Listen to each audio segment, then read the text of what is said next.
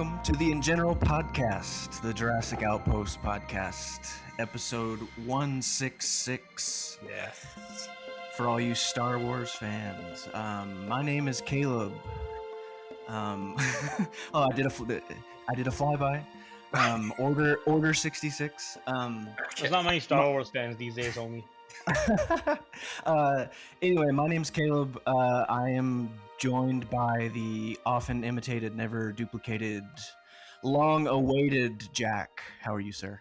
Hello. Yes, I'm okay. Thank you. How are you, buddy? I'm good. And I am also joined by Jurassic Park 3's biggest fan. Yes. Assis. How are you, sir? Good. I think Jaden might be number 2, but welcome back, Jack. And wow, look at us three back together. It's been so long. God damn. Someone go back and let us know the last time we were all three of us were on together at the same time. Yeah, when Caleb's been smashing these podcasts. You've done the last 4, 5, 6. I've been love listening to them, by the way. Something like that. Thank you. I was gonna say, speaking of Jaden, not a lot has happened. Not a lot of major things have happened in the Jurassic world over the last 2 or 3 months, but there is some Jaden's gaming news to discuss. Hit it, but before we do that, I do want to say, because you said Assis, JP3. I haven't talked about Jurassic Park 3 in so long, and it just reminded me that Assis was the opening of the video, the Jurassic Why We Love Jurassic Park. Oh 3. Yes. Great video, got me emotional. It did, man. It's great to see all this love for JP. I hope Joe Johnston saw that, man. Honestly. Yeah, so I mean, it's gonna come out. Well, some drama. No. It's he did see it. He did see it. Okay, good. That makes me really happy. That's like makes me nervous. I was so nervous. I was hoping like he'd see it. First thing he saw was I you. was nervous in the case he would. Joseph Johnston III watched your Jurassic Park. Dude, he saw my face. Video. He saw your face. Honestly, that video was so heartwarming. Editing that and just piecing all those clips together. People were so enthusiastic, and I get it. There's always going to be fans, but it was nice to have people talk about the third movie and be like, it's the best, man. It's just so good. It's 25th anniversary this year, eh? Oh. Is it not the Jurassic World 10th this year, or was that last year? That was last year. Gosh. Jurassic a little birdie told me that a little birdie that I can't name told me that there may or may not be some Jurassic Park 3 in theaters screenings being organized somewhere. Shut the front door. But that's all I can say. What? Excuse me? I'm not talking like a nationwide run or anything. I'm saying that other screenings are being thought about. I will travel to go watch this. I'm not even kidding. This is not a joke. True.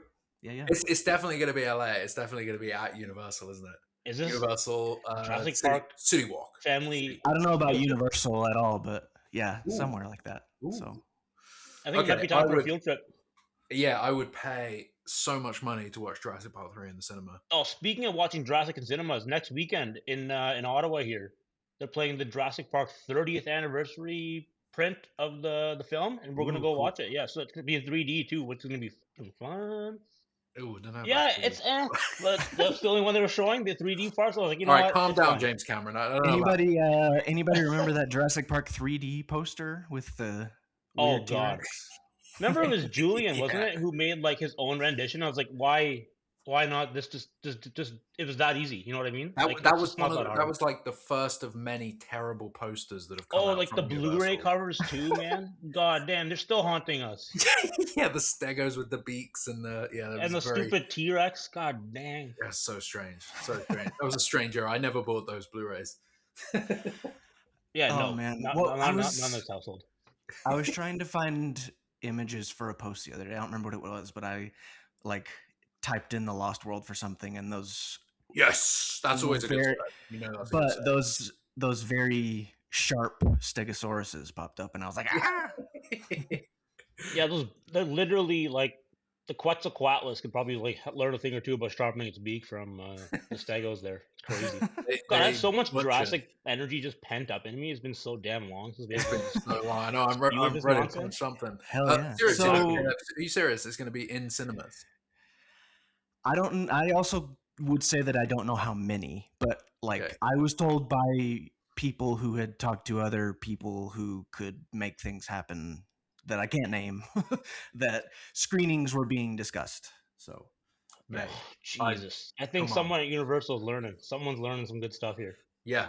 I mean, like more old movies are being released Yeah. in theaters right now than like ever before. Like there are so many like Honestly, anniversary screenings. if you think about it, like I haven't even watched the new Avatar in cinemas. At this point, the only way to get me to go to a cinema is something like is like a Jurassic or something old school like this at this point. You know what I mean? Like otherwise, I'm not gonna Yeah. go to the cinema. I can I just get watch you. it at I home. think it's the same for a lot of people. Like, it Which has is to be sad, by really the way. worth it, I miss especially it. the price now as well. Like, you pay so It's much. like when I used to work at the cinema, I remember the prices going up like 25 cents every few years. I was like, God, it's so expensive now. Now it's Yeah. like triple the price. I'm like, whoa, gosh, I don't know Yeah. about Yeah, this the stuff. only way to like see a lot of movies these days is to get one of the subscription things, A-list. We don't even or have those in Movie Canada. You Pass, guys, and Americans, you guys have it. that's what sucks. Yeah, I wish it was more international. Didn't Movie I would Pass definitely come sign up and for that, go? though. Didn't that like start and then fail immediately, or is that? But now they're making a comeback. Movie Pass is. Okay. It was a good idea. It was a It great was a idea. good idea. Yeah. It is a cool idea. Yeah. I mean, it's the way to go because it's becoming very, difficult for everybody to just see that many movies. Like, I still haven't seen Bone Temple. I Oh, was gonna right. add, That came out. Yeah, we Jesus. should discuss that on this podcast because I fucking loved that movie. It's Yeah, so I good. really So want to good. see it. I didn't like the newest one anymore. The more I think about it, the more I don't like it. Yeah, I'm in the 28 same years? as you. Like, I had a Oh, fucking the first great time. Yeah. 28 Yeah. years later, it didn't Yeah, have it was like subtitles, fun did it? because, like, you know, probably you same Jack was like, oh my god, 28 is finally back, and like it was the same team essentially. I'm like, holy shit!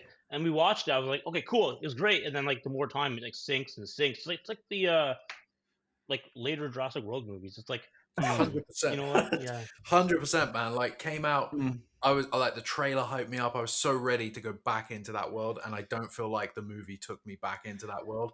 And I was like, oh, okay, it's its own thing, and it works so well. And I'm sure the Bone Temple is great, but I don't feel like But I'm not. There's no rush to go. Like I'll watch it at some point. Yeah. For what it's worth, I liked Bone Temple like way more than 28 years later. Yeah. Okay. Yeah, I've So- heard so much positivity, but I did see that it didn't really get like much of a marketing run. I think a lot of people Yeah. were a little bit confused about what it was. They thought maybe it was a re-release of 28 years later. I saw a lot of people say And that, which Yeah, is they strange. focus on Ray Fiennes a lot. January is a dead season for movies. Like Yeah. So releasing it in January is kind of weird, but Yeah, and they were trying to hype up. I think it's been greenlit, the third. Has it been greenlit?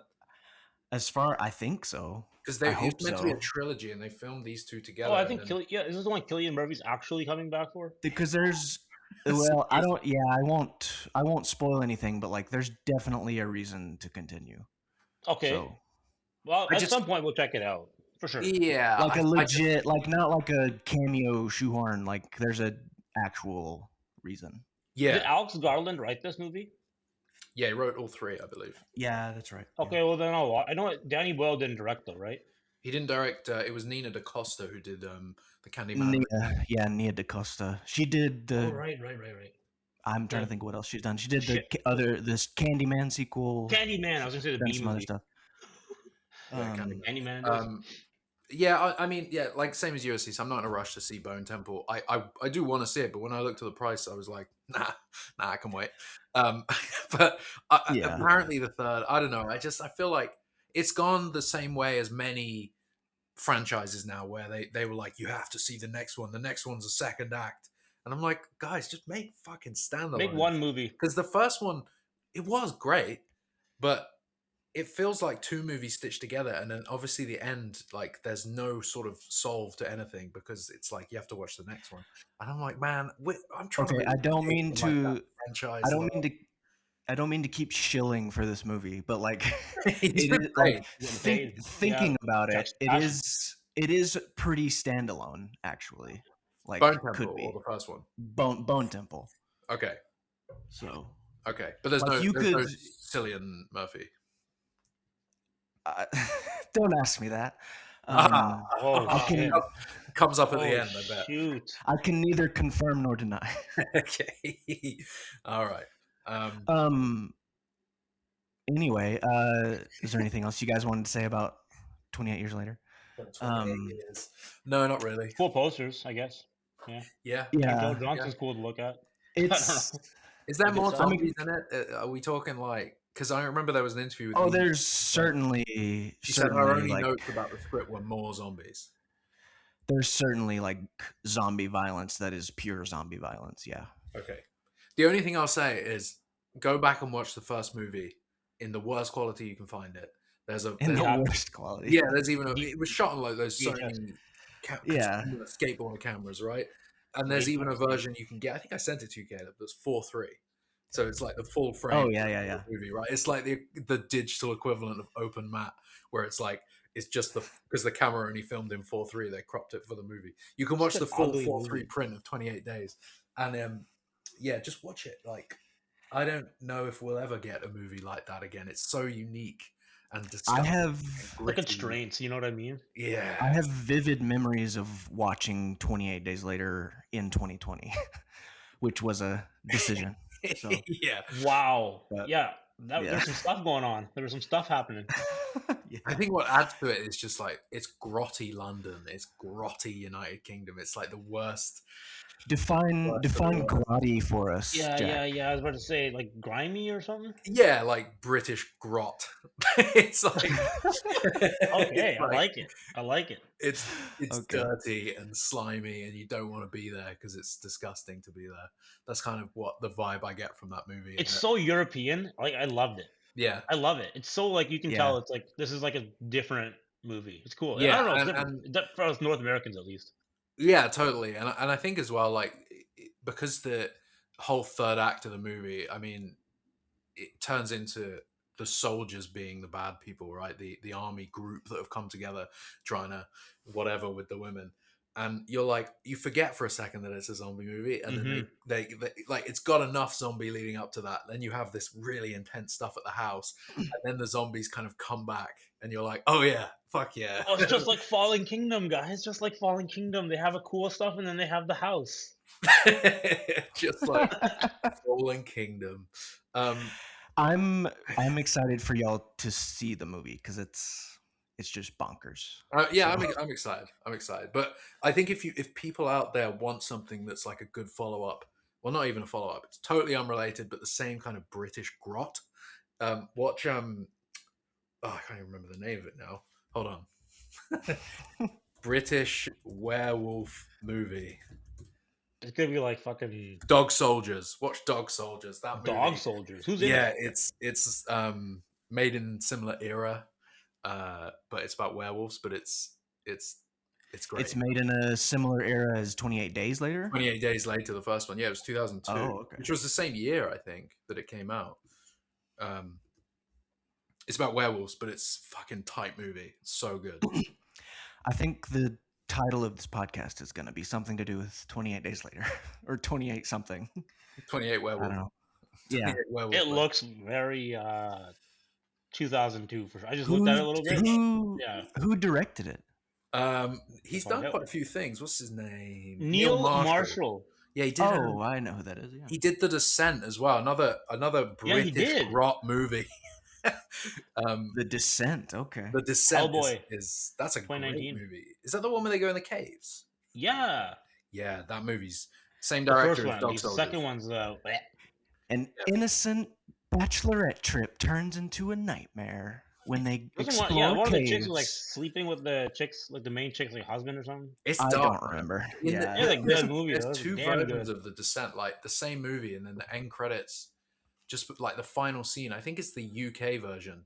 In the American and like rest of the world version, it sort of ends with her having survived it.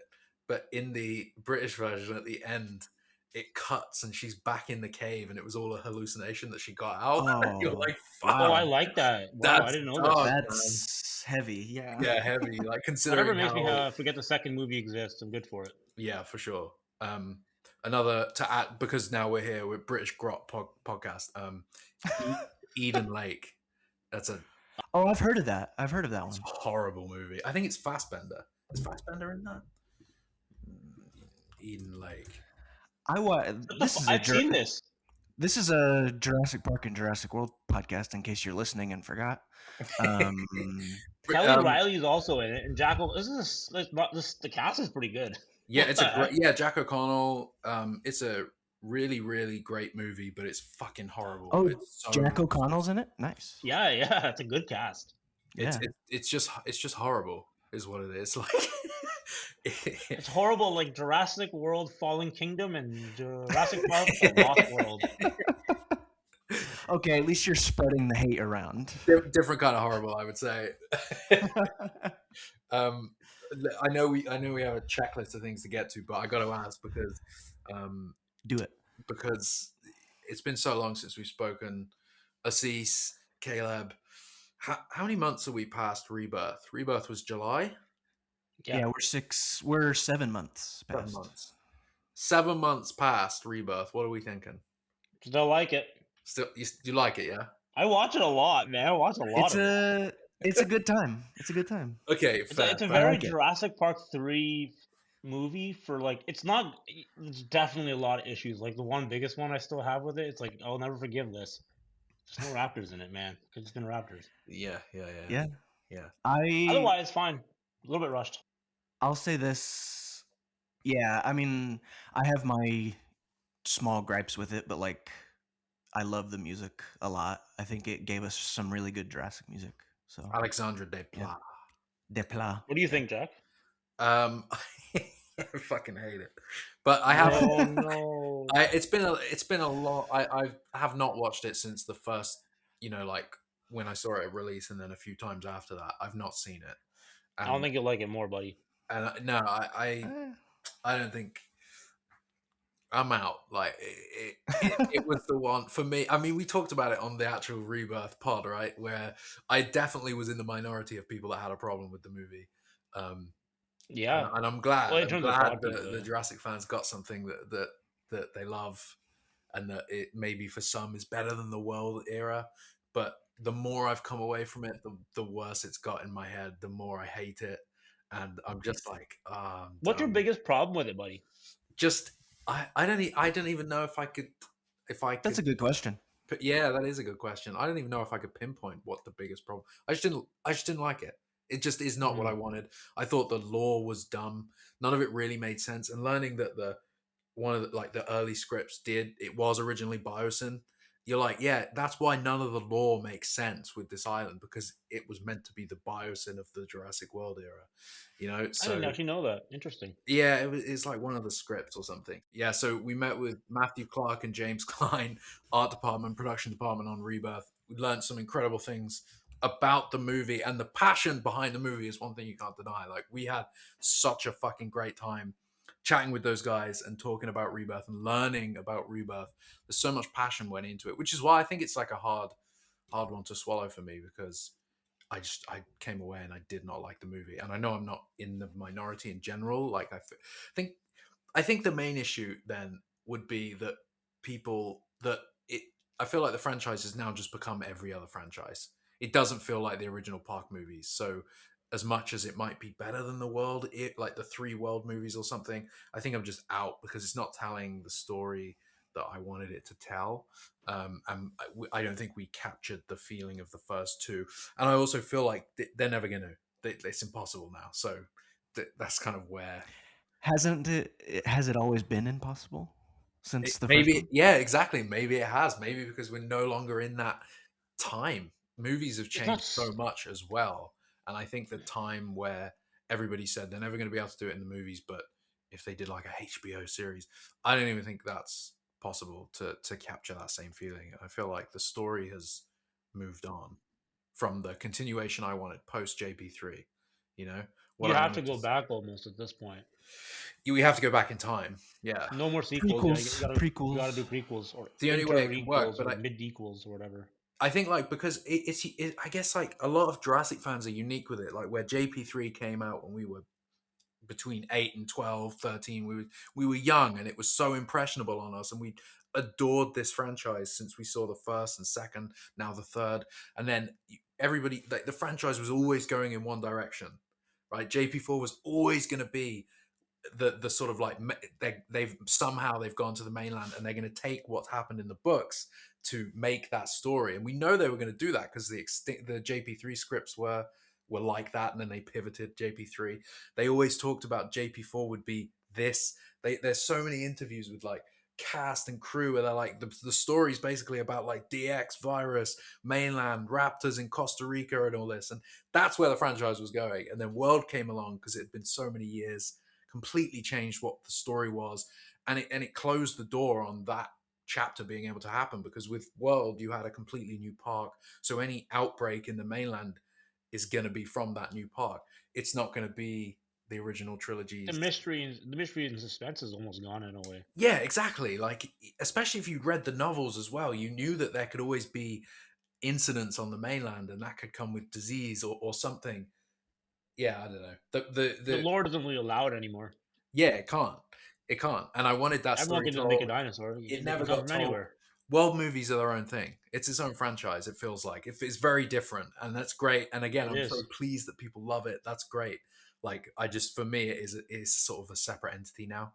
And I thought Rebirth would get us back on that path, but it didn't for me. And I don't think it can. And like you said, Caleb, I don't think it can. Like, I don't think it seems like this happens with every franchise now. Oh, I understand what you're saying. Yeah, for sure. I know what you mean. Do you think... That's all right. I'll stop the rant now. No, you're good. You're good. I don't want to hate it. I don't. I promise. I wanted to like it. I mean, I understand where you're coming from. I really do. But like, I guess I feel differently. But like, what I was gonna ask, I was gonna say a couple things. Genuinely, do you feel like? Oh, I'm gonna try and find. There was like some person on Twitter I'd never heard of the other day wrote out an interesting synopsis for a Rebirth sequel that, like, because you guys were talking about... Where are we at with the Rebirth sequel? Didn't Universal like drop a summer event movie date or something? There's like nothing official Jurassic announcement, but like they have some dates secured, and they've announced other things. Like they announced the Mummy. They've announced Fast and Furious, and so the Mummy, the fucking Mummy's coming back. Exactly. Mummy's back, baby. So, and it might be, it might be in the same year as a Jurassic movie, which is cool. That feels right. That might help Jack feel proper with the nostalgia factor. You know what I mean? A little Mummy action, a little Jurassic action the same year. You shitting me?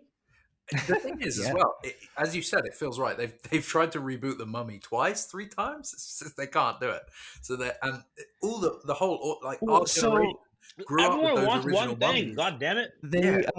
It's interesting to me that at first, when all this news about the Mummy came out, and I want to get back to the Rebirth sequel stuff, but when the Mummy rumors started coming out from Brendan Fraser and whoever, like they were talking about how the 4th movie was going to ignore the 3rd movie.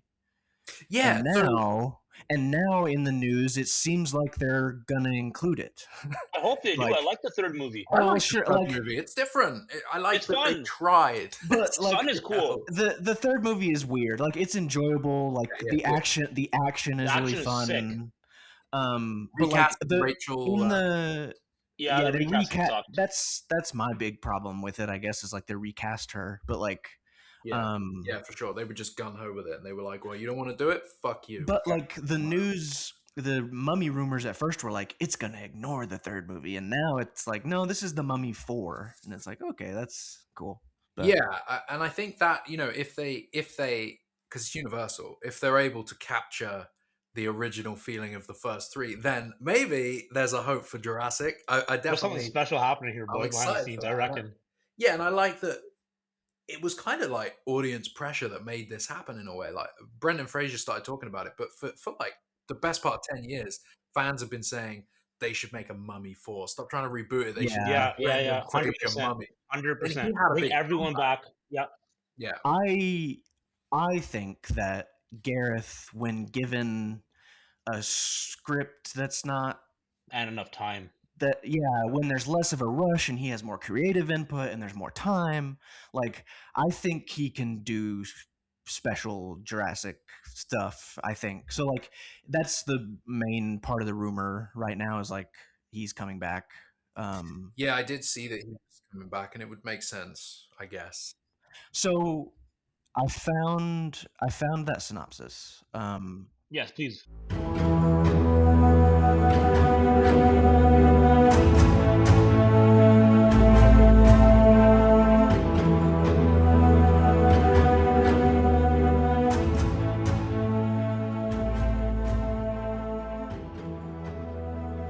And this is just some random fan on Twitter. Like this is not official. This is a potential Rebirth 2 synopsis from a fan, not potential. Like it's a fan made.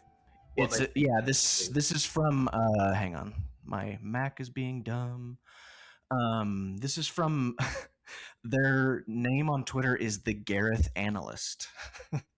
I like that name. It could be Gareth himself. But they're at Noah Huck 183920.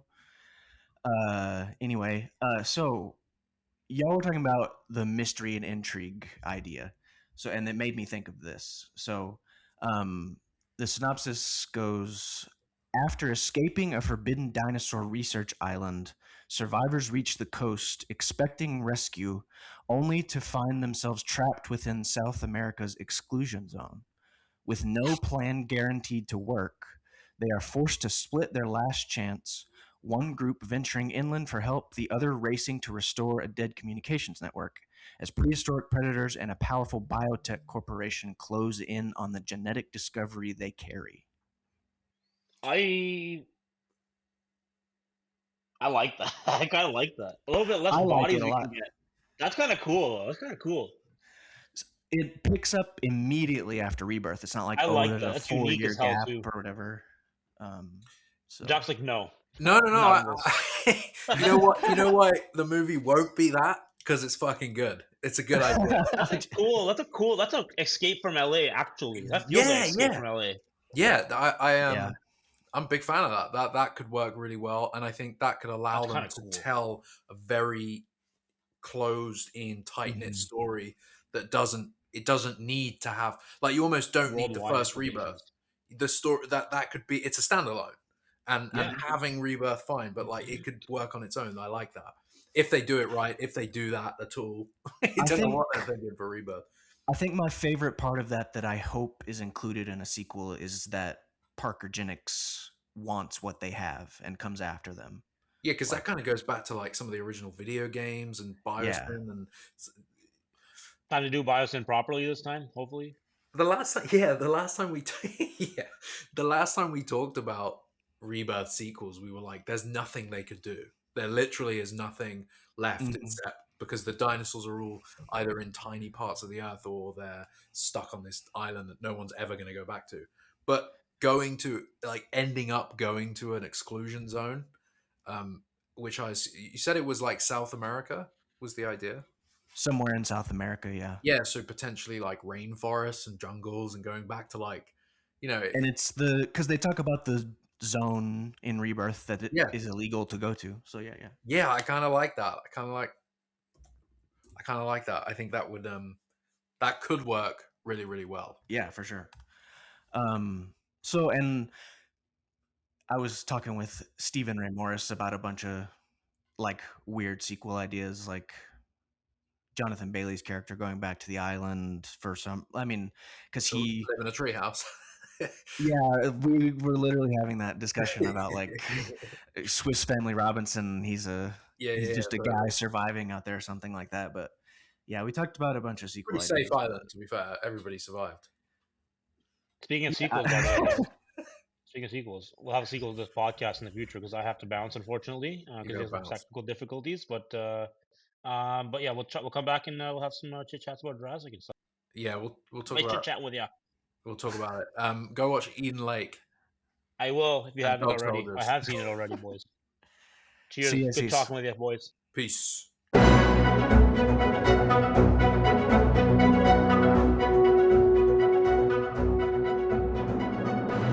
So, where were we? What do we want to talk about? That synopsis. We were talking about Rebirth and sequels, and yeah. I think So there obviously hasn't been any leaks or discussions about what they're actually planning. Do we know if Mr. David Kep is returning? Mr. David Kep. I don't think there's been anything specific about him. It was just Gareth and the other rumor was that the big three were coming back. But okay, yeah, I think so obviously that none of that like that doesn't excite me. Well, I was about to say, like, even I don't want the big three to come back. Like, just bring back one of them, or Yeah, something. one of them, have the other two die. Like, I don't know. Mahershala Ali should have died at the end of the movie. That was the only thing that made sense, and he didn't. So I don't know if he should be in it. Jonathan Bailey or Scarlett Johansson. Like, the more I came away from Rebirth, the more I thought maybe Scarlett wasn't as good as we thought she was going to be in it, and that might not be her fault. Might be a fault of the script, whatever. But I think Jonathan Bailey was the shining star of the movie, right? That's what people. I mean, I would agree with you there. Yeah. That's out. But like Jonathan Bailey was fucking good in that. I think if the big three come back, which is like, as you were saying about Rebirth, it's like the franchise thing to do. Like, if the big three, yeah. right. If the big three come back, I hope like a death, a death of one of them like should happen in the next movie, like logically. But definitely, they can't survive another go around. And people will say, "Well, first three movies did that." It's like, nah, man. They spread that cast out. Like Lost World, there was no Grant, there was no Sattler.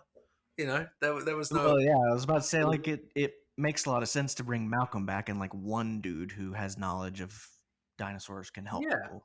Yeah, so. And then in JP3, obviously, we get Grant, and that they hoodwinked him into going back to the island, and Ellie Sattler's right at the very end. There's no Malcolm in that movie, so that's a better way of doing it, I think. But we're in a different time now, Caleb. There's a multiverse to think about.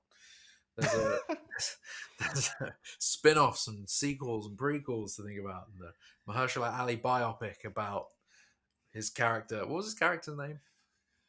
Duncan Kincaid. Yeah. They just call it Duncan, a Jurassic World Rebirth story. I want to know more about his character. I want to know more about Jonathan Bailey's character.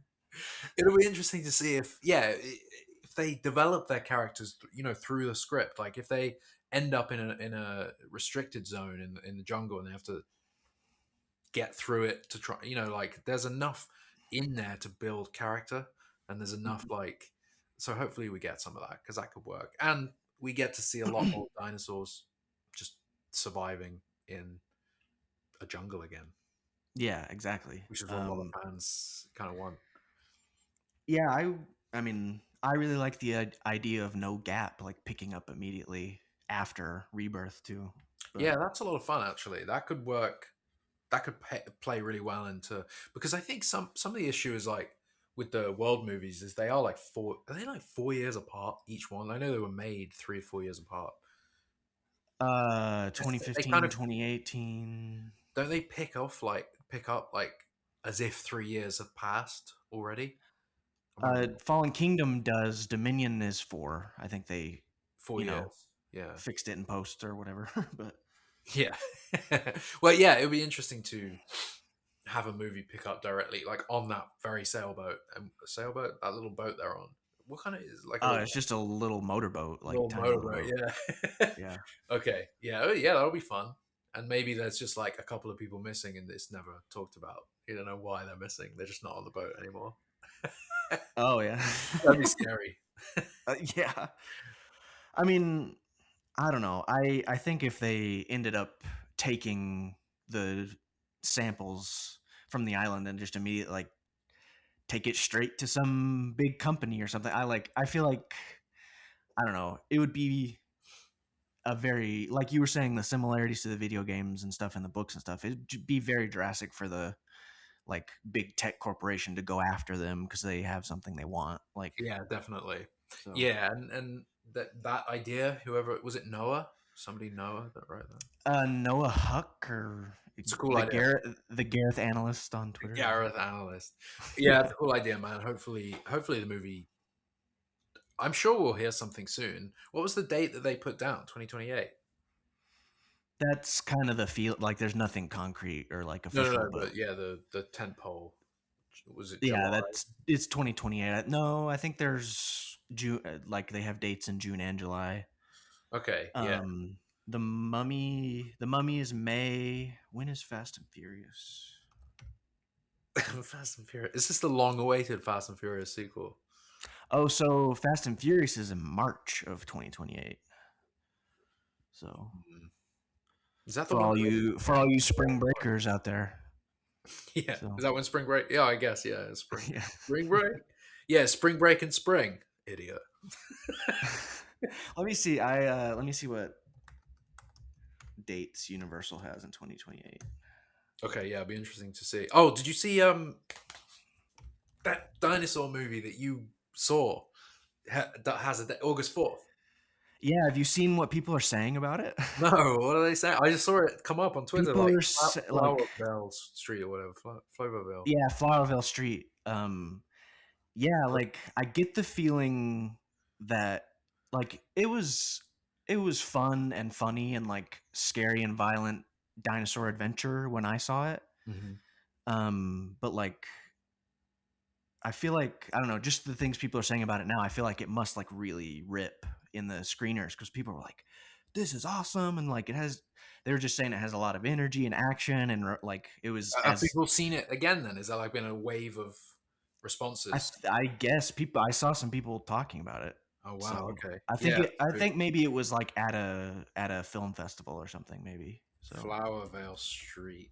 I'm just gonna check actually because because it comes out this year, doesn't it? Right? yeah, August 4th apparently. It says in Canada March 13th, 2026, but I don't know how Oh true. wow. I don't know if that's true. Okay, so I bet it's. I mean, August 14th, 2026 says Wikipedia. I would guess that it's being screened now, or it's at festivals or something. Because who's the director? He directed It Follows. What's his name? David Robert Mitchell. Yes. Yeah, That was and good he hasn't American had a accent. good.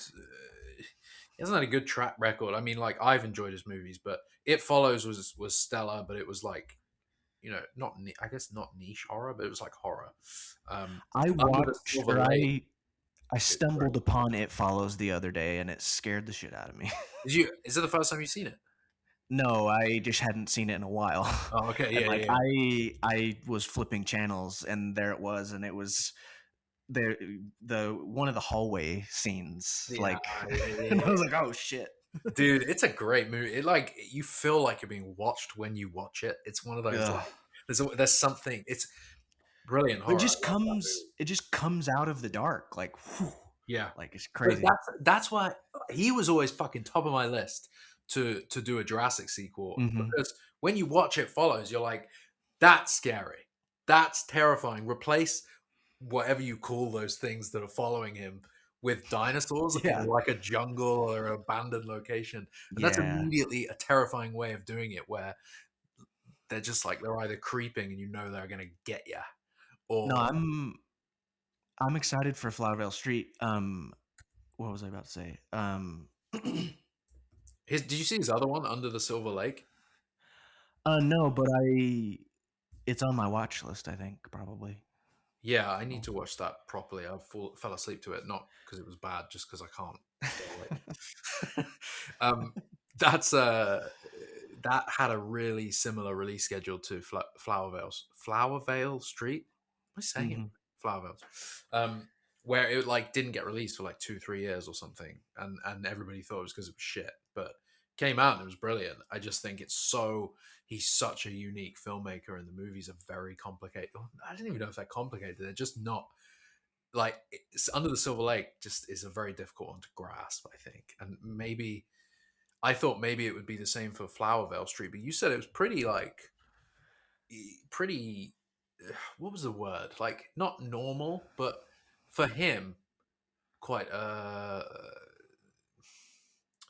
like A to B kind of movie. I mean, that is, and that's something I saw people saying about it recently. It was like it's a good like sci-fi adventure film. Yeah. And I would agree with that because like it's when the terror happens, it's intense, but like it's also has sort of a I don't know 80s movie just adventure feel to it a little bit, I think. So Okay, yeah. which is not like it's less. He doesn't do that very much. So yeah. I mean, you're very lucky to have seen it. There's no trailer or anything. There's not even a poster. I don't think. Like to say it's out in August. There's nothing online about it. Yeah, I mean, I would imagine they would start marketing it soon. It's also like not a huge. I mean, it's not a huge budget, big tentpole thing or anything. I don't think, but No. um, But the only picture they seem to use is the one of the two of them. He's walking around with like a bat, and she's on the oh yeah, rooftop, and then the other one of like the Brachiosaurus or the long necked dinosaur standing with like blue lights. Seems like the only picture we oh have, yeah, which yeah, is just like a picture from the set. I don't think it's part of the movie. Need a trailer. yeah. Truly, that would be great. Honestly, because it's a movie that Jurassic fans should see for sure. Yeah, So. yeah, for sure. And he's also doing a sequel to It Follows. Oh yeah, that's right. Yeah. They Follow. Oh yeah, that's right. That is what that's called. Yeah. Yeah. So Universal Pictures has in 2028 has Fast Forever on March 17th. Is that really what it's called? Is that really what it's called? Oh, this is why we're friends, Jack. That's such a dumb name. And then on May 19th, they have Untitled The Mummy Movie starring Brendan Fraser and Rachel Weisz. Yes. Come on. And she's back as well. This is great. Gotta live till 2028, to see. Yeah, that. well. Are we alive now? Who knows? So they have June 9th, 28. They have Untitled Universal Event Film. So that seems like where Jurassic might land, I would think. Jurassic 8. Jurassic Forever. They also have December 20th, 2028, Untitled Universal Event Film. And like that's, I mean, a Jurassic movie coming out in December, I don't think would happen. But no, I mean, it would be something different and fresh and new.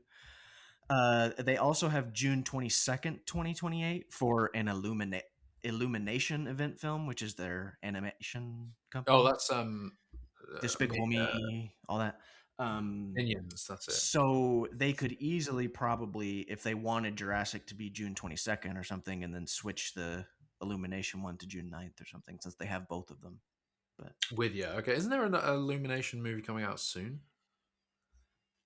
There was a trailer for Minions and Monsters at the Super Bowl, Minions and I think that comes out this summer, probably.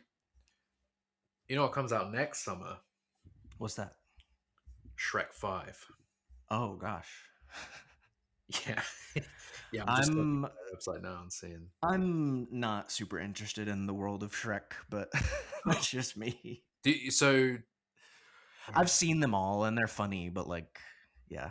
I think only the first two, the Mummy franchise, in theaters May 19th. I think that only the first two really are good. Like, I think Shrek 1 and Shrek 2 are brilliant. Shrek 3 and Shrek 4 pretty crap. I don't remember them well enough, other than the first one. Yeah, yeah, just very good storytelling, and it's crazy seeing what Shrek was going to be before Mike Myers and all that. Like when you see now the screen test that was lost media for a while is no longer. You're like, yeah, this is good that they changed it up. It's like, oh yeah. It was wacky, yeah. Yeah, I mean that I have no doubt that they're actively pursuing a new Jurassic right now. Rebirth didn't make a billy, did it? It didn't hit Bill. It got up to 870 something, I believe. Nearly a billy, so not enough for them to that. And there was some article about a studio executive saying that's 875 is the new Billy in this economy, and And 75 Billy forever, bro. Like, yo, that's it. That's what we in want. in this box office climate. So I mean, but like very, very few films even get above 200 or 300 million these days. So, yeah, for sure. No, it definitely made its money, and that's enough for them to be like, yeah, well, they've probably internally greenlit a sequel already. Because with Jurassic, they never, like, The Mummy has been announced, it's been greenlit, it's on the website. They never announce it with Jurassic early. They always wait, and it's always like the green light is never given. We see publicly. That goes well with the whole, this discussion about how Rebirth was rushed and all of that kind of stuff. Like, and like strikes affected that, and that's out of everybody's control. And like, there are other things affecting it, but like Rebirth was in pre-production and doing things way before people knew about it, probably. So like, I would imagine they're doing things right now to get ready. So yeah, hopefully it's the right team as well. Like, I think David Kep, maybe no. It's probably a no. Like, I love David Kep, and I would be okay if he came back, but I would also be okay if he doesn't come back. Like, just because like a fresh writer who Gareth knows better or something, like, yeah, and to be fair, like, to David Kep, I heard that the studio revisions on the screenplay were just insane. Exactly. Probably shifted the movie, and the way movies are made now, especially movies of this budget, the fact that they change so much in post, it's not just visual effects, that they change so much. I bet you it just had too much oversight. I bet you if we all read David Kep's first refined screenplay, we'd be like, oh shit. Well, and that is the reason why I would still have faith in him. But like, that's what I mean. Yeah, and with like more production time, more preparation time, like maybe it wouldn't be as bad. But yeah, but then I guess when you're watching Rebirth, you can't deny that we know how long they spent in Thailand, and the footage that was coming out of that was glorious, and it was genuinely looking like they put so much passion into it. And you look at, they shot it on film, and there was that whole Kodak reel with the cinematographer and talking about how great that it really was to go back to film, and there was so much passion there. And I feel like the final movie, a lot of that was missing because they changed a lot of the landscapes, and they changed a lot about what they shot, to the point where you're like, this is so fantastical and crazy that I don't really believe it, and I'm not looking at something that's physically real. So in that sense, like, too much post-production, too much of like, let's change the way the island looks. You know what I mean? Well, remember when I was telling you a while back, like, that I had thought of a specific gripe I have about Rebirth. Yeah. Remember that? So and it gets to what you're saying, because like, supposedly, like, I guess it's not 100% certain, but like, supposedly there were more dinosaurs that were supposed to stay in the movie. They got cut, or ended up on the cutting room floor. People say that. People say Carnotaurus was supposed to be in it. People say Diabloceratops was supposed to be in it. All that discussion. I think I'm someone who likes the amount of raptors in Rebirth. Like, I kind of enjoy what it's trying to say, I guess. Mm-hmm. But what also ties into what I'm saying is that, like, there's a whole deleted raptor scene on the disc, and like, and you're talking about too much post-production and like over editing by the studio. Like, that's my gripe, honestly, is like, I let those dinosaurs stay in the movie. Like, you don't have to. They spent more. It seems like they spent a lot of the budget and a lot of the VFX time changing landscapes, when they could have just finalized dinosaurs, had the raptor scene, maybe put more scenes like that. Whereas they ended up, like, you look at the island. I saw this really great point. It was in a theory video about cinema, and Rebirth was one of the subjects it was using as its sort of part of the thesis kind of thing. And he was saying that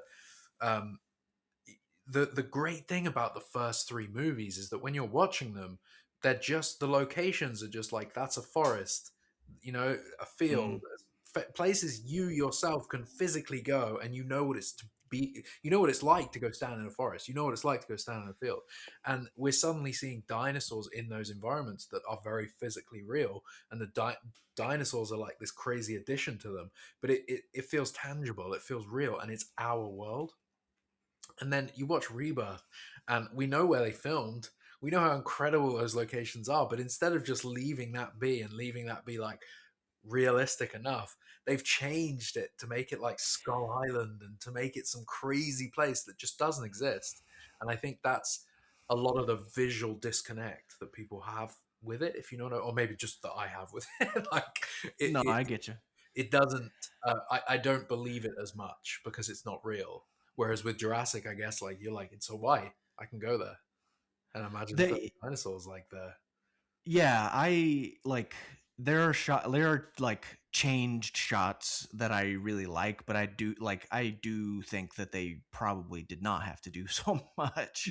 No. And like to their credit, like they're nominated for an Academy Award for all these visual effects. Congrats to them. And it like I mean, it looks great. Yeah, that's what I'm saying. Yeah. Like it looks incredible, but like I'm also on the side of like those natural locations in Thailand. Some of those were just not necessary to change. No. And the original locations were like, they were beautiful enough. Like you didn't need to, they just didn't need to. But that is also the industry now. You see every tentpole, every blockbuster movie, whatever you call those kind of movies now, franchise movies. Yeah, they all do the exact same thing. It's very hard to find a very realistic, I guess for lack of a better word, realistic movie, because they're all changing everything they can, and they also light it in a way that's super flat so that they can do all this visual effects work, and they can completely change the environment if they need to. Oh yeah, and like the other part that sucks about it is like it's as kind of what you were saying is like it's so much work that could have been spent on other shots or other things. So yeah, for sure. But anyway, I can't remember what point we're on that led to that, but yeah. So let's discuss the gaming world for a second. Let's just because it's kind of like we'll talk more about other stuff too, but we went in so many directions with the cease and everything. That was good. So yeah, so like that's the biggest chunk of Jurassic news over the last couple of months anyway, is the gaming stuff, like Evolution 3 being successful. Rebirth DLC is apparently happening. I don't know if that's been announced officially. I'm not sure, but Rebirth DLC for Evo 3. Is that what you were saying? Correct, yeah. Still have not played Evo 3. Well, I did play it in London with Alex, but I have not played the game. It looks great. Yeah, it does, to be fair. It looks like they finally... I haven't played it either, yeah. So they finally did it. They finally did the one that everyone wanted. That's what it seems like. Crazy son of a bitch. Yeah. And then there's Jurassic Park Survival to talk about, which is a good topic, I think. I think it's a great topic. So where are we at game?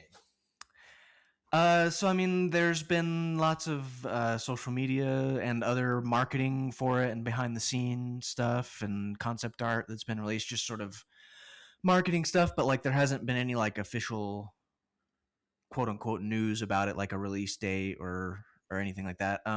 But there have been lots of new...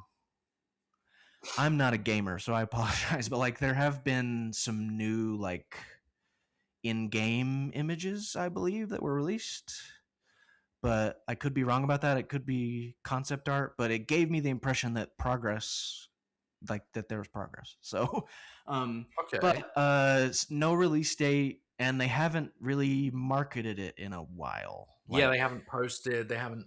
The last thing was that behind the scenes interview reel, which gave us a lot. To be fair, we saw a lot of the game, which at the latest I think was like November or December. Yeah, something like that. It was definitely last year. I mean, maybe we thought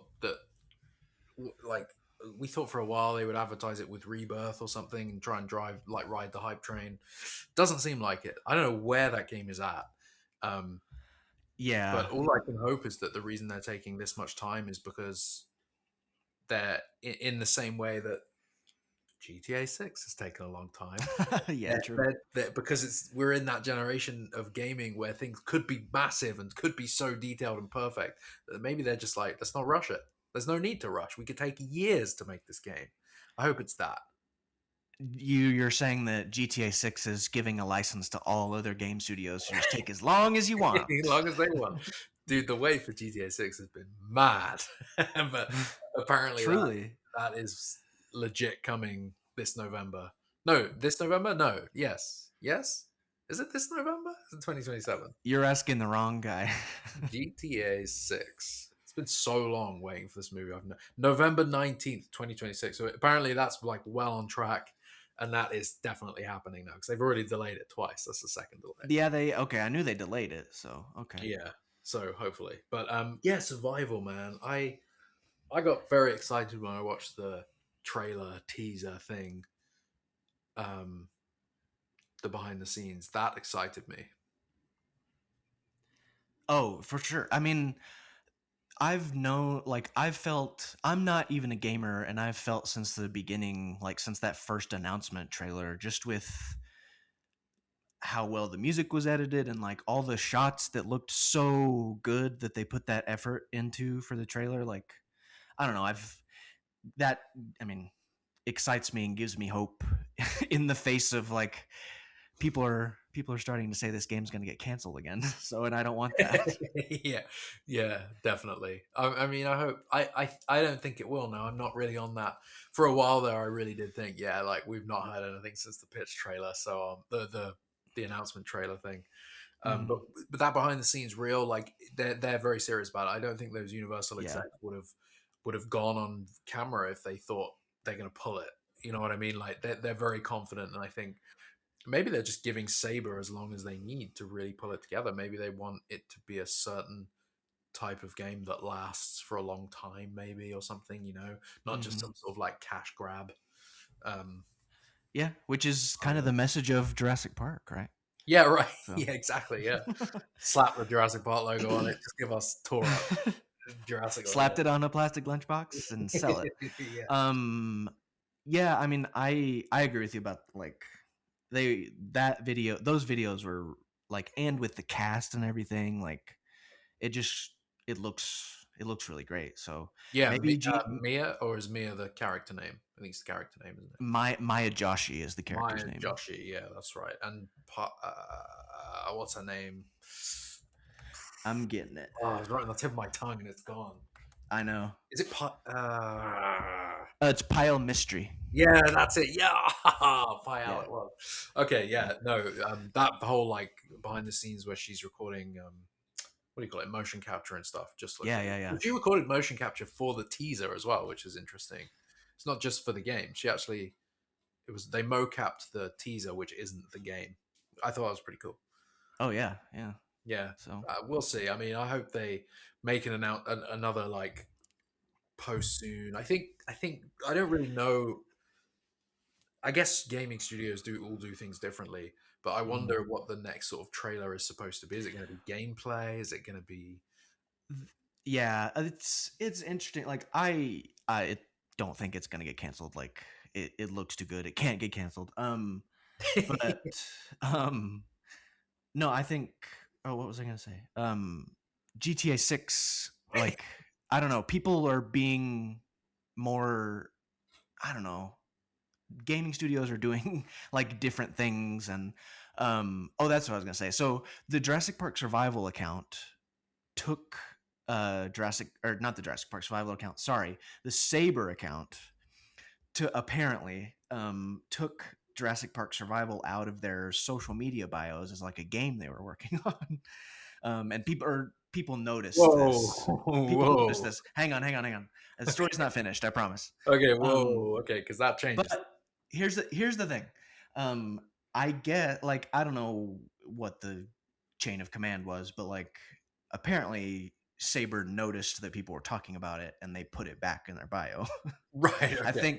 I think they were doing, we're changing their bio for some special thing or something. I don't know, but right, okay. I mean, that makes more sense because why would they? Yeah, why would they like give up? But like, it just goes to show you, like, the fans are clamoring for this game, and hopefully, I feel like Saber is paying attention. So, yes, definitely. Yeah. I mean, I think it's their highest profile game. I think it's the probably the biggest budget they have on a video game. I don't know about that, but their other stuff isn't like whatever you'd call like AAA game. I don't even know what the Right. Yeah. Video games still changed so much, but I mean, maybe, you know what I mean, like the big, like the tentpole movie of video games, like the GTA. Oh yeah. I mean, and that's big releases, the event games. That's a reason why this could be taking longer. Is like it's a big game for them. Yeah, so. Yeah, I hope so. And hopefully they're going to make it third person as well, so we have both options, not just first person. Yeah, maybe that's why it's taking so long. They heard me and they're like, "Oh God." Yeah. No, I'm excited. Isn't the guy who works at Universal who's like not head of Universal Games or whatever you'd call it, but like he organizes the Jurassic franchise's video game sector, and on his LinkedIn, I'm pretty sure it's got like Evo 3, Survival, all the mobile crap, and then I'm pretty sure there's 2 unreleased, unnamed, untitled. That's another fan investigation thing. Yeah. I'm pretty sure Jaden shared that with me, and there's 2 other video games on there that haven't been announced that are Jurassic Park related. So that's unless they're mobile games, that's pretty exciting to know that the studio. I mean, after the franchise is definitely one of the franchises now. It's up there. Rebirth was like, like with Dominion, like, oh, it's the end. Rebirth proved that it's not the end, kind of thing, and like the franchise is going to make money regardless. So pivoting a little and putting more effort into video games, something that hasn't happened in the past so many years, I think it's a good thing. Like it might be the format that gives us the stories that other sides of the fandom want, if you know what I mean. Like you might get the 90s survival horror through video game. like a Last of Us. I know survival is striving to be similar to that, but like something that's completely out there that no one was expecting and is set like 2001 or something. You know what I mean? Just something that's like mixes it up. Like, imagine going back to Nublar like in 2001. Like the movies never did it. Like, I mean, true. That could be really interesting. Oh, for sure. Like what? So on that list of games that dude's working on, like, I would hazard a guess that one of them is, I mean, gonna be a Rebirth specific video game or something. Like you can play the plot or something. I think that would be good. And if the second movie takes place immediately after the first, the video game could just flow through. Oh yeah, well, and like to what you're saying and what you were saying before, like I hope that all of this like I hope Jurassic Park Survival inspires some sort of movie or series or something. Like video game series and movie adaptations are very popular, so like that I hope that happens from all this video game talk too. But hopefully, I mean, there was always like scope for a Jurassic World tie-in game. I'm not talking about park builders. We're talking about a tie-in, like the movie being played. They should have done that with the first World. There should have been a tie-in game there where you're literally in the park during the. That would have been fun. That would have been a fun game. Yeah, and it would have given the option as well. Like there were all these, I don't know if it was rumors or just what fans thought would happen, but when Jurassic World, before it came out, we were like, okay, fine, if it's going to be a new park, what about like raptors down a hotel corridor or something?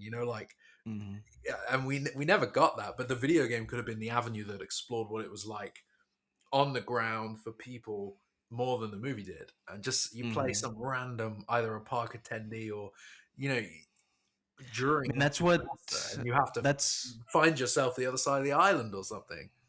Yeah, that's what Survival is doing.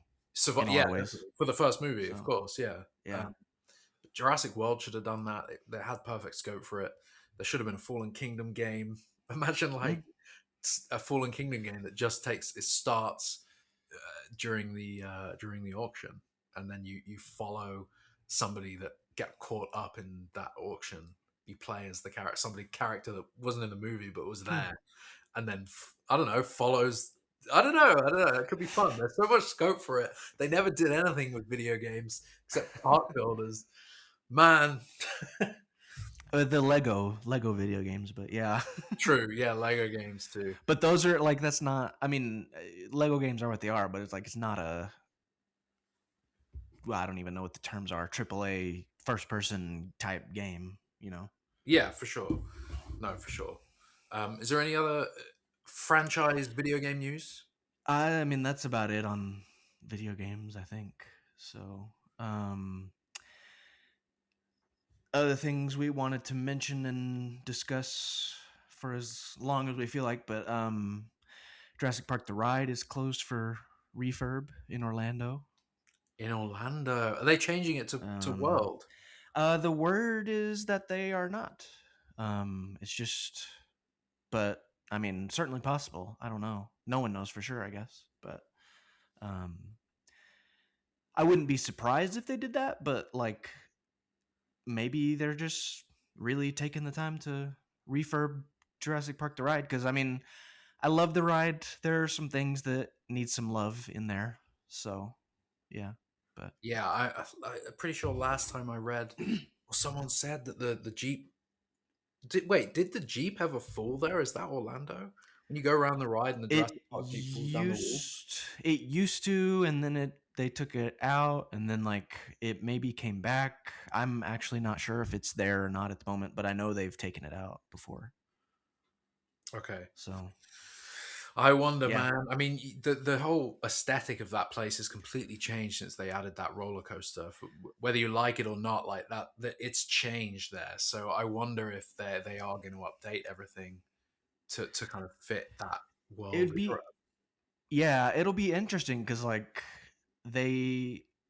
most of the land is Jurassic Park, and then you go out there and suddenly there's Velocicoaster. And they frame it as like he's in the raptor pen or whatever, as if it's like in some other section of the park or something, which is interesting. But like, I don't know, it would be probably be difficult and interesting to like try to blend them together. Mm-hmm. Like, so I don't know, but that's, now that I think about it, that's a discussion that's probably about to start being had, is like, what are they doing here, since they're closing Jurassic Park the Ride for a year. How long did they close the Hollywood one to renovate? Oh, like a year. I mean, sounds like, but then to be fair, they have kept like the nostalgia and the love for the original Park movie never died. Universal tried to just ride the world train, but they realized like a lot of the audience out there still loves that original one. That's still the one. So they would be silly to just completely remove that from Orlando. Yeah, I completely agree, because the Jurassic Park area at Islands of Adventure is fantastic, and I think if they tried hard enough, they could blend some Jurassic Park and Jurassic World together if they like expanded some stuff. But yeah, for sure, have different zones, kind of thing. Yeah, there's a article on the Jurassic Outpost website about the ride being closed by Jay Malone. So I think I did see that actually. Outpost. Excuse me. So it closed on January 5th, 2026. So it's been closed for 6 weeks ish, 5 weeks. Okay. And it is supposed to stay closed until November 19th, 2026. So 10 months and 12 days. Wow. And what about pictures on the ground? Aren't they usually leaks from there's been aficionados? Yeah, there's been some of just, but really is mostly just like fences up with Jurassic branding saying that it's closed for refurbishment or whatever. Interesting. Okay, yeah. I wonder what's going on, man. Yeah, it'll be interesting to see, to be honest, if they decide to just make it over into Jurassic World. But like I said, the theme park people I've like read or heard say things like say that apparently it's just staying Jurassic Park, but I don't know. It would be the right move. Really would Yeah. be the right move. Definitely. What else is going on in the franchise? I've missed some. So I put Prehistoric Planet Ice Age on here, which is like a, I don't know, Jurassic adjacent thing, but it was really good. Go watch it. Chaos Theory, also just sort of, I don't know, folks wondering what the future is there. Yeah, we haven't heard anything, but I have no doubt that they are actively working on it. Well, Scott Kramer said himself that they have ideas. They have a lot of ideas. Right. Yeah. They don't know where to go with it. No, they didn't say that. They said he knows exactly where to go with it. But yeah, he was specific. Yeah, he was like, I have an idea. Yeah. Yeah. So I'm assuming DreamWorks, him, Universal, Amblin, they're all having the conversation. It's probably already, the deal's probably already done. They probably are actively working on something, but at the time, he was probably cooking something up in that lab. Get it? Yes. No, with as well as the show did, and like it did really Netflix well. love that shit. Like for them, that it probably did really good numbers, and they see that their audience are loving, because it was always like top of the charts. Yeah, it's still like when I open Netflix, it was in the top 10 or something. Netflix, one of the biggest companies in Hollywood now. Like that. True. They're pushing. They're going to be pushing for whatever works on their platform. And Chaos, the animated Jurassic series is definitely one of them. And I think they've made these. They've spent 2 whole different shows building these characters. They're not going to let them die. Yeah, and I mean, it's won a bunch of awards. It's got a lot of people, studios especially, care a lot about PR attention and, views, and like, it's gotten a lot of that. So yeah, yeah, I think there's a lot of places they could take it.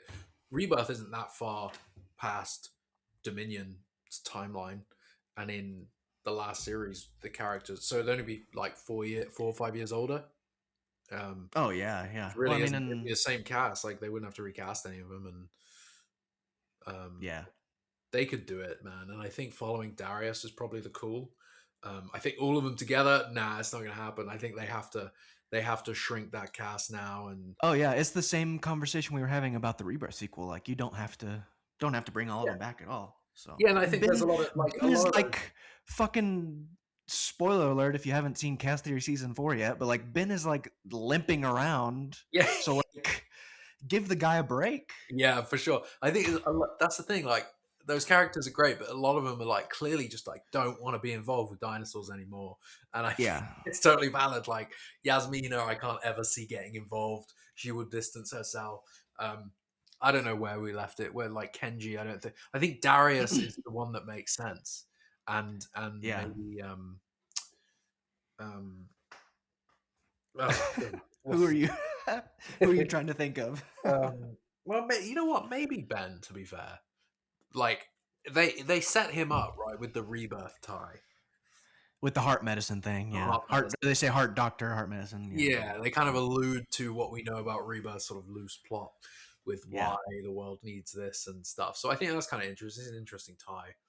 But I do think like they would be smart to kind of follow Darius alone in a sense and have kind of accrue people along the way. Some new characters would probably do well, but then always have the option and the chance to be like, Brooklyn's back. Like it doesn't have to be a main character. It could be something that's maybe in the second season he needs to utilize Brooklyn for something, or I don't know where it could go. They're obviously, those kids are not going to go to that island, that's for sure. But they might end up in some zone. Yeah, I mean, I was going to say there are a lot of fans out there, I would say, myself included, generally, like who would love to see like some characters from Chaos Theory show up in live action eventually. And to what you're saying, like I think Darius makes a ton of sense at some point. Maybe like it would make more sense to me if they showed up in live action, like it was just one of them rather than all, like Darius runs into the main characters of the series or something. Yeah, for sure. I don't know, but so that's kind of I guess a future possibility too. But yeah. Depends what happens with Rebirth too. But if that guy's fan synopsis ends up being somewhat true, that they end up going to one of the what do you call it, restricted zones now, where some of the dinosaurs truly are. If Darius has that bug where he's like, I gotta be by dinosaurs, I don't care what's going on. Exactly. Yeah. Maybe he would be there, or like maybe that's where some paths start crossing. And that's a very Sarah Harding thing to do. Very Sarah, yes. Love it, man, love it. When was the last time you watched any of the first three movies? Yeah. I don't watch them as often as other people, but okay. I saw Jurassic Park in concert last August. That was probably the last time I watched Jurassic Park. Okay. And then after I see Jurassic Park in concert, I like to watch them in order because I don't know, it's my religion, it's my ritual. You did that? You watched Lost World? So I watched The Lost World, I want to say in like October. I'd have to go back and look. And then I watched Jurassic Park 3 in November. Yeah. So, and that's the last time since then. Nice. Okay. So I'm due. I'm overdue. You're due? Yeah, I really, really, truly need to watch all three again. It's been a long time. Yeah, I've been feeling that too. I was like, I want to watch Jurassic Park. Yeah. So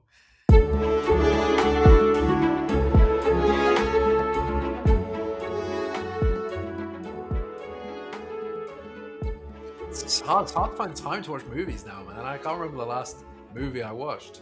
Like literally, I can't remember when I watched a movie last. Oh God.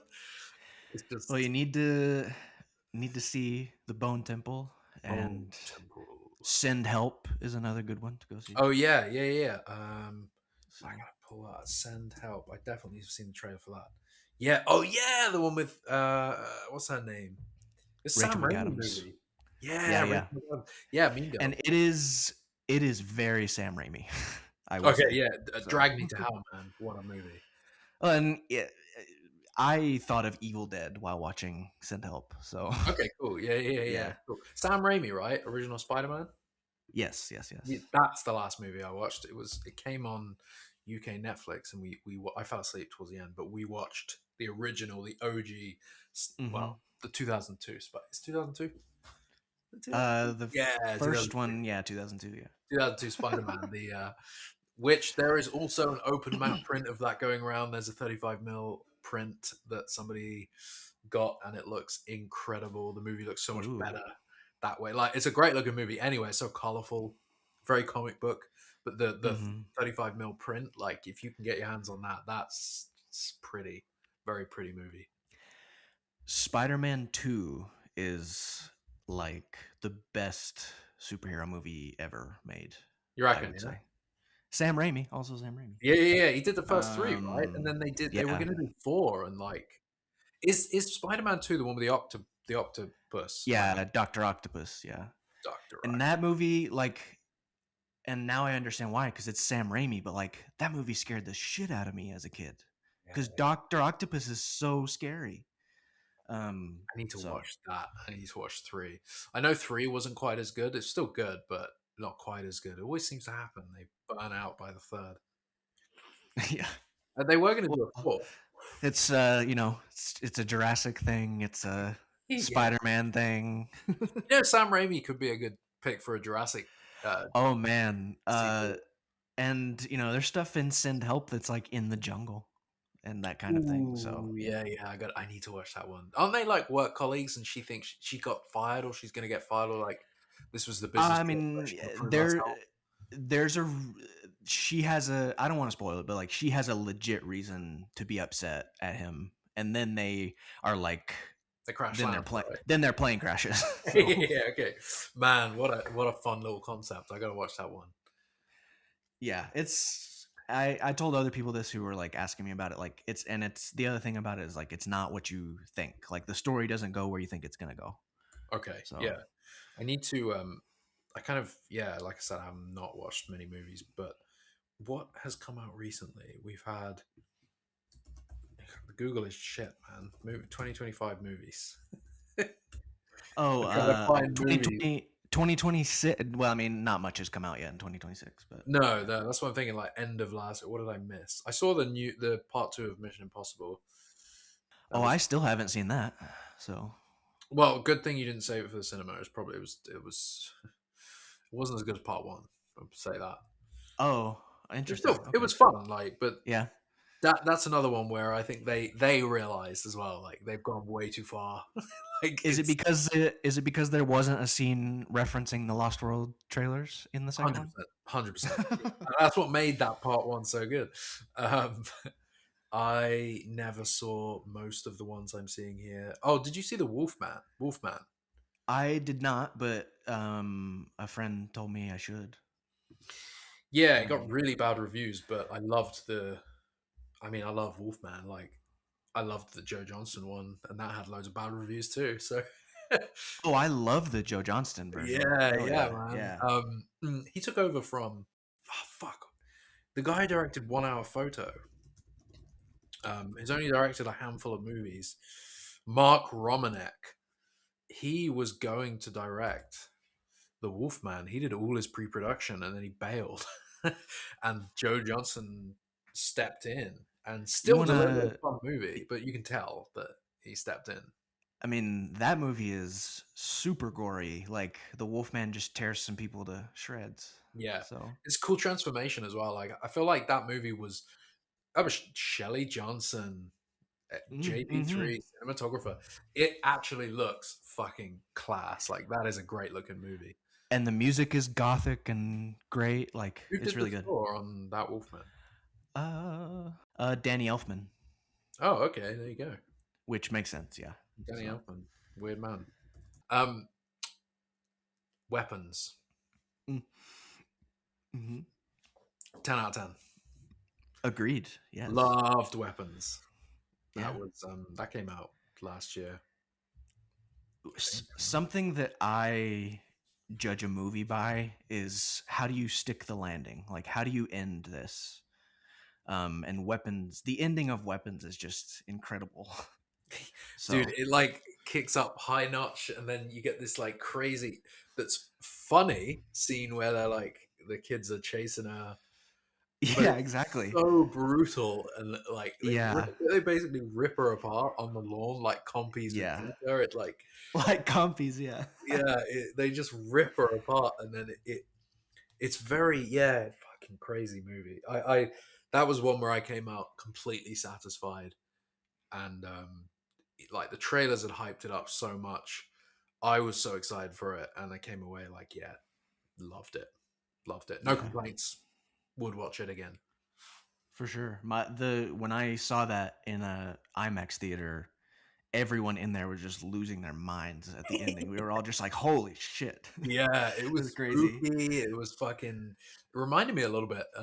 The like when the dad, Josh Brolin, is like trying to figure out what happened. When we're with him for a little bit, it kind of reminded me of Prisoners. The tone of Prisoners. You know that movie with yeah. That was one of the scenes in Weapons that like truly just got me as far as jump scares go. Oh, when he's in the house or when he's like looking for his son in the dream or whatever. That whole thing. Yeah. Fuck, like, oh my god. And they're jump scares that you don't anticipate. Like, you aren't. I found when I was watching it, usually when I'm watching a horror movie, I know when it's going to do that. And you can kind of prepare for it. But with Weapons, I was like, they got me again. They got me. Yeah, it's because you're so thrown off guard by like the humor and like the other wacky stuff that happens. Yeah, so. Man. Yeah, and that's one thing. I hope that they're able to, in one sense, bring back with Jurassic, because like even when Xavier was alone in the jungle and pissing and the raptors and stuff, I don't feel like as an audience member I was like scared of being there, if you know what I mean. Like I knew it was going to be fine. Whereas I feel like that some movies are like Weapons are able to capture, like Weapons was a great one of being like, what's it like when you're in the dark? It's fucking terrifying, right? And Weapons is one where you're watching it and you're like, anytime someone's like in the darkness, you're like, oh no, you're gonna get me. And I feel like the like a lot of modern movies don't put you there enough. They don't spend enough time like showing you how fucking terrifying this location could be, or giving you enough reason to feel it yourself. You know what I mean?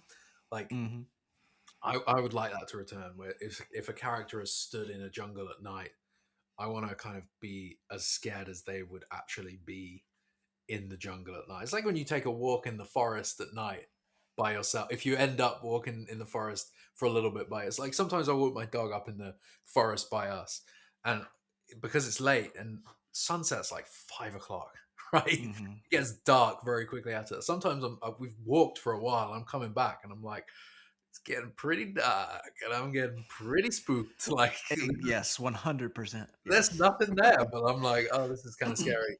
The darkness just does that, and I feel like, yeah, a lot of movies sometimes don't put the audience there. Weapons did every time, like when he was going around the house in the dark, I was like freaking the fuck out, man. Oh yeah, scary. Yeah. Anyway, a little tangent there, but did you see Begonia? Begonia. I've not heard of that. It's Yorgos Lanthimos, the guy who made why is my brain not working? So he Poor Things, The Lobster. Oh shit. Okay, yeah. No, I did not. The Favorite, which is a good one. Anyway, Begonia is that's a great one that you should watch. It's sci-fi horror, I guess I would say. Yeah. Begonia. Name of a plant. Weapons reminded me of it because it's like it's scary, but it's also funny. So that's why Emma Stone went bald. Yes, she really shaved her head. Yeah. Wow. Okay. Yeah. I've seen like marketing for that, but not been aware of what it is for or anything. Not paid attention. It's incredible. It was one of my favorite movies last year. And this doesn't spoil anything because it's like a very, very small thing, but like it uses dinosaurs in a really like symbolic, poetic way that's really cool. So like Jurassic fans might like it. Oh wow, okay, yeah. I will I'll check that out. What about that Netflix The Dinosaurs? Oh yes. That good? I did narrated by Morgan Freeman. It looks great. There's lots of Spinosaurus.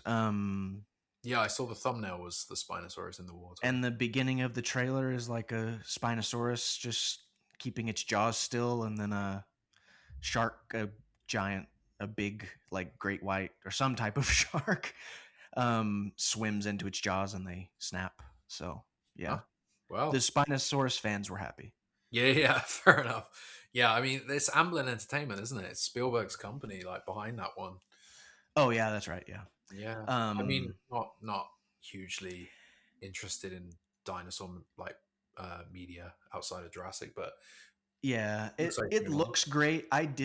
The last one that Netflix did with Morgan Freeman and all that, it was called like Life on Our Planet or something, and it had dinosaurs in it. I didn't enjoy that one very much, but I feel like it's weird because David Attenborough's kind of got the trademark on like nature of shows. I mean, your fellow Brit, Tom Hiddleston, narrated Prehistoric Planet Ice Age. Oh wow! Okay, I did not know that. So, and I thought he did a really good job. So yeah. That reminds me though, Spielberg's company, Disclosure. Oh yes. Spot, and then there's been some Amblin YouTube has been sharing some. Yeah, they've been putting us on Instagram too. Yeah. Yeah. Very, very in. Got to admit, when I first watched the trailer for Disclosure, which was 3-4 months ago now. Yeah. I was like, yeah, that was not what I was expecting at all. But very, very in. It's giving me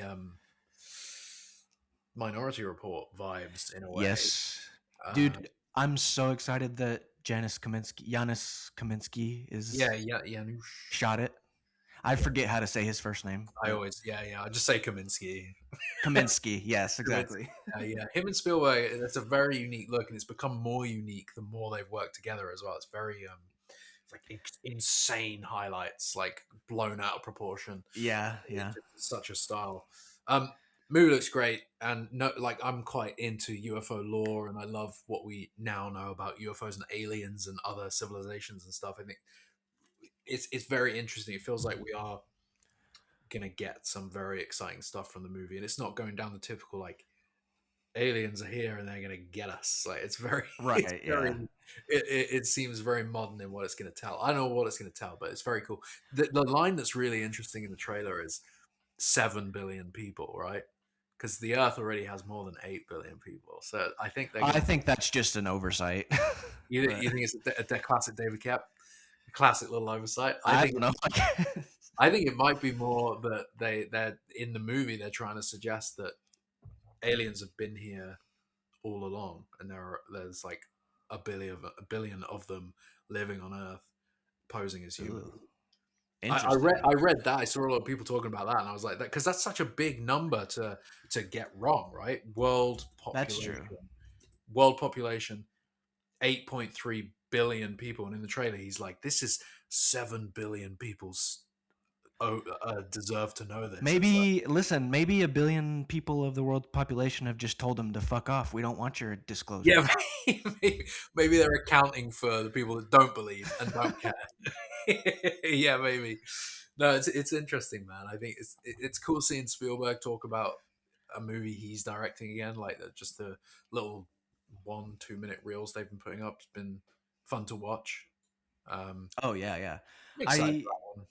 It's awesome to get a Spielberg quote unquote fiction, like an original story. And he was overdue a UFO alien movie for sure as well. He's already made 4, but they're all none like this. Ago. None like this. Yeah, not like this. His last one was War of the Worlds, I guess, which was 2005. Yeah, so War of the Worlds, E.T. counts. Close Encounters. But that's what I mean. Close Encounters was 70s, man. Like True. 70, 83, 73, 83. Oh, 80 something, 81. 77, man. Oh, why was I way off? 77. 70s. Wow, that's crazy. E.T. was 80s, I think. E.T. was 83, wasn't it? Yeah, E.T. is 80s. E.T. was 1982. Yeah, and then I can't remember if there was one in between that. I don't think there was. Then War of the Worlds, 2005. I saw something on social media, someone talking about all of Spielberg's extraterrestrial UFO movies, and they were listing them all. And I feel like there was one other one that I'm not thinking of, but I don't know. Spielberg's lists of alien movies was Ready Player One. No, that wasn't. I wouldn't call that an alien movie, no. No. Let's see very quickly. Filmography. So, I guess Indiana Jones, Kingdom of the Crystal Skull. You could kind of see yeah, I think someone listed that one. Yeah, that was kind of cool. Which I think it definitely counts. So yeah, for sure. Like it's not really about that, but the end is like kind of wraps that all together, doesn't it?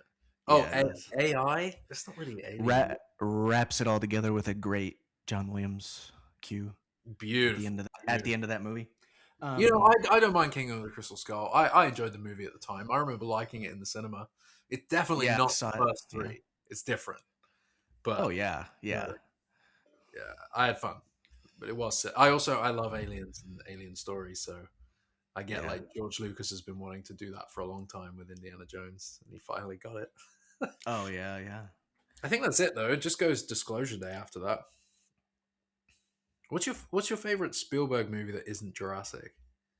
That isn't Jurassic? Yeah, it's not Jurassic. I knew you were going to say Lost World, but not the Lost World. Spielberg directed movie, you're saying? Yeah. Well, yeah. Gosh, that's a hard question. I really like ET Mm-hmm. a lot. I also like The Post a lot, which is like Oh, that's very modern. those That's are really... very far apart. Yeah. Okay, because I was going to ask you as well after that, like, what's your favorite movie that he's made post the year 2000, post the millennium? Like, I would say The Post. The Post. Okay, yeah, fair enough. Fair enough. Catch Me If You Can is really, really great. Great Also, movie. Yeah. Dude, The Terminal. I fucking love The Terminal. That's it's a like, good movie. it's such a weird, small little Spielberg movie, but it's got a lot of heart. I love that film. Hell yeah, it's a great movie. And then he kind of trailed off a bit. I feel like War of the Worlds was fantastic. Munich was great. Oh yeah, War of the World is good. Yeah. I feel like, yeah, Tintin was fine. I also really like AI. Minority Report is great. So yeah, good movies to be fair. AI is a strange one. It doesn't feel so much like a Spielberg movie in a way. It's a very, and I guess like he's adapting it from what Kubrick was doing. Yeah, strange kind of strange little movie, that one. It's a weird movie, especially probably to watch now in the times we're living in. So yeah, for sure. Ready Player One sucked. West Side Story I never saw. Fableman's was good, to be fair. Fableman's was good. See, I enjoyed Ready Player One. It wasn't anything amazing, but I just enjoyed what it was. But what'd you say after Ready Player One? West Side Story. Oh, West Side Story was really good. I haven't seen The Fablemans. So. Oh, that's like Spielberg's sort of self like the biopic kind of, but not, but is very, very cool movie. Okay. But it's like another, like The Terminal, where it's kind of small, and you gotta say it's not Spielberg working at some giant blockbuster capacity. It's Spielberg telling a really cool story. Okay. And that's definitely worth watching. But Disclosure Day is long awaited. Alien movie, and Spielberg sci-fi. Yes, 1 billion people on this earth are indeed aliens. That's what the movie's telling us. But yeah, man. Yeah, we've talked about Jurassic, but not so much. So the only other Jurassic thing really to mention is the Super Bowl commercial. So, Xfinity. Yeah, Xfinity, and they did a whole bunch of like promotions and other videos outside of it. They had like a Jurassic Park Explorer and vehicles where the Super Bowl was, and wow, they made a bunch of like videos that were on social media and stuff of like if Jurassic Park was functioning, and like it's Ellie Sattler doing her morning run and Ian Malcolm sitting by the pool and like all kinds of stuff. What did you think of the final ad, like the main commercial? What did you think of it? I enjoyed it. I think it makes me happy on a deep level that like Jurassic is liked by enough people that like they can put it in a Super Bowl commercial and like everybody's gonna enjoy it. You know what I mean? 100%. Yeah. And like so that part of it I enjoy. I don't know. I think it was. I love the big three of Jurassic Park, but like it's also kind of there are some weird shots in there that just made me feel weird. But I enjoyed the concept on some deep level. I guess that's the comedy in it, but like it defeats the argument of Jurassic Park. Like, let's just inject more money and Wi-Fi into this, and then it'll work. Yeah, surely. 100%. Like, but I was one of those ones where it came up on I always see the Jurassic World channel post on YouTube, like it comes up as a notification, right? And I always just swipe them because like it's just scenes from the movie or something like nowadays. But that one came up and I was like, wait, is that the movie? Is that the first movie? I clicked on it, watched the whole thing, and I was like, actually really enjoyed that. I thought it was quite funny. And I watched it a few more times. And I was like, and then the behind the scenes, and I was like, they care. Like whoever was behind the commercial wasn't like, they made a point.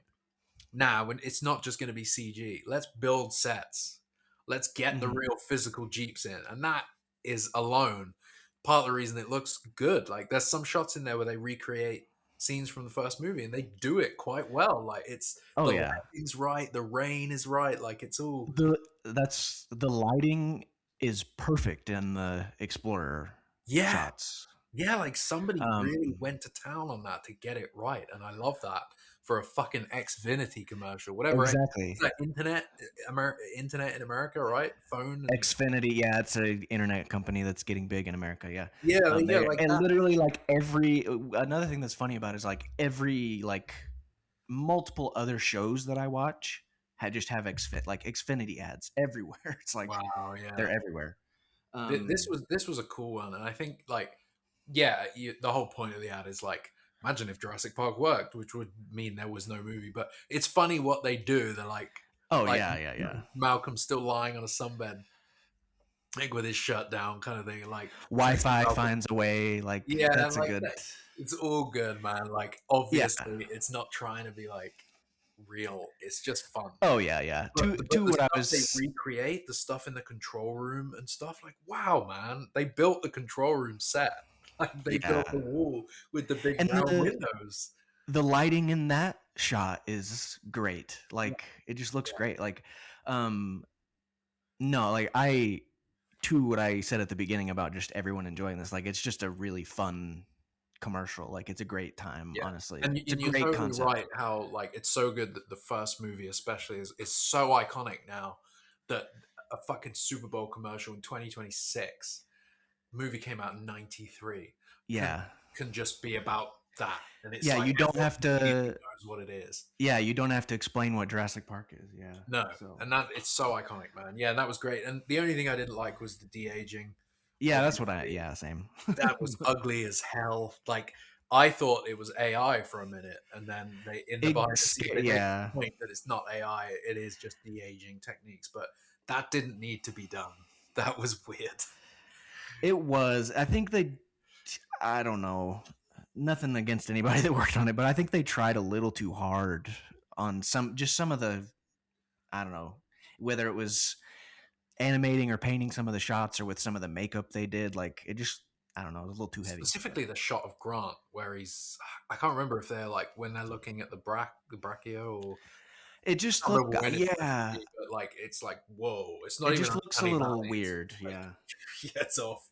And like the thing is, I think if you were to like tweak the concept of the commercial a little bit, like maybe you have those three characters coming back to Jurassic Park as themselves now, like, and the park is working. Yeah, Like, yeah. actually, we got 33 years later, we decided to try one more time, and it's working now. Yeah, and yeah. Then and then you don't have to de-age any of them, is what I'm getting at. But that's the thing. I don't even think de-aging them was essential. I get why they did it and why they went down that path, but I feel like maybe someone along the way should have been like, these results are not it. So let's just keep them as they are. People will get the joke. Like I think maybe that was a better call, but whatever, man. Like the movie, yeah, I just love how much care and attention they put into recreating stuff from the first movie. I think it was really well done. oh yeah, for sure. And there's a lot of that going around, which is good. Like Yeah. the Jurassic Park survival people care. And the reason I bring that up is because like I feel like I don't know, Jurassic Park, they didn't have to choose a 33-year-old movie to make to spend a whole bunch of freaking money to make a Super Bowl ad. Like they could have chosen a bunch of other stuff. So like they're purposefully keeping Jurassic like in the public eye, which hopefully. Yeah, they didn't pick Rebirth. It wasn't like a get the lab of Rebirth back online and D-Rex doesn't ever escape. Like Oh yeah, like Snickers wrapper. They've had ScarJo as her character. Like, they did a good thing. They went to the first movie. They've had ScarJo as her character in Olympic ads, but yeah. Oh, Olympic, which is interesting. Yeah, that is interesting. She's definitely coming back. Big money on her. Yeah, that's what it all comes down to. That's what it all comes down to. Yep. All right. Yeah, I think we've touched on everything. We went to a million different places in this episode, and yeah, Assis had to go, but summary is go watch Eden Lake and go watch Dog Soldiers, great British grot movies. Go watch Weapons, and go watch Begonia, and go watch. Yeah, I need to see Begonia. Yeah, because 28 years later, The Bone Temple. Yeah, 100% need to see it. I'm pretty sure I've missed it in cinemas now, unfortunately, but I will wait for that one on some platform. Yeah. So, I mean, thank you for listening this long. It's been a couple months since our last pod, but there hasn't been that much Jurassic news. So thanks for tuning in and listening. And it's hard. Like everybody, you yourself, everybody at Outpost, everybody's busy lives, man. Everyone's just yeah. Now, and it's hard to get everybody together. But that is the lack of consistency. But you're used to it if you're a listener of the InGeneral podcast. So yeah, that's true, isn't it? But I mean, I think over the rest of this year, and there's more Jurassic to come, so we'll probably be doing them more often now. So, and we always say this. We always come away and we're like, we're gonna stick to a schedule, but we do gotta try. We'll see. We need to figure something out because then I mean consistency. Stay tuned because David Kip's Cold Storage movie comes out this weekend. Yeah, and I think that looks fun, man. That looks fun. I wasn't in. It does, yeah. It comedy in that, but it just looks great. Joe Keery looks great. It looks fun, and there's been some good reviews coming out. But like since that's coming out this weekend, I think Samantha and Corey and I are gonna record like another Cold Storage podcast about the book and stuff. Oh, perfect. So, yeah. So stay tuned for that too. But we're gonna record after you've seen the movie. Yes. Okay, good. Yeah, good. Like a comparison type thing. Yeah. Very excited to see that one. Need to try and find a way to watch that. Don't have £150 for the cinema. Anyway, so thank you for listening. Check out JurassicOutpost.com and the Jurassic Outpost YouTube channel. And this has been the InGeneral podcast signing off. See you in the next one. Goodbye. Well, thank you, Caleb.